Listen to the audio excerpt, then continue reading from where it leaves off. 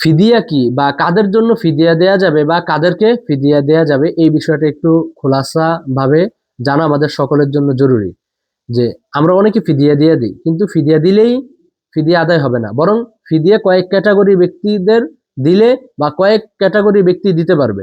যেমন এর মধ্যে এক হলো, এত বৃদ্ধ হয়ে গিয়েছেন কেউ যে আর কখনোই তিনার সুস্থ হওয়ার সম্ভাবনা নেই, অথবা মারাত্মক বার্ধক্যজনিত রোগে আক্রান্ত, অথবা এমন কোনো স্থায়ী রোগে আক্রান্ত উনি যে আর কখনোই উনার সুস্থ হওয়ার সম্ভাবনা নেই।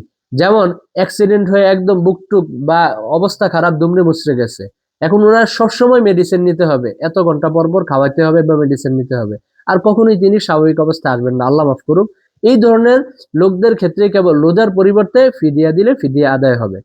কিন্তু যদি কোনো ব্যক্তি এমন হয় যে উনি মারাত্মক রোগে আক্রান্ত বা মারাত্মক অসুস্থ, কিন্তু এটা 1 বছর হোক 2 বছর হোক, এরপর উনি সুস্থ হয়ে যাবেন, এমন ব্যক্তিদের জন্য ফিদিয়া দিলে ফিদিয়া আদায় হবে না, বরং স্থায়ী এমন রোগ যার কারণে আর কখনোই রোজা রাখার সুযোগ নেই, তাদের জন্য কেবল ফিদিয়া দিলে ফিদিয়া আদায় হবে। এখন ফিদিয়াটা কাদেরকে দেয়া যাবে বা ফিদিয়ার পরিমাণ কতটুকু? ফিদিয়াটা গরিব মিসকিন বা যারা জাকাতের হকদার, তাদেরকেই ফিদিয়া দিলে ফিদিয়া আদায় হবে।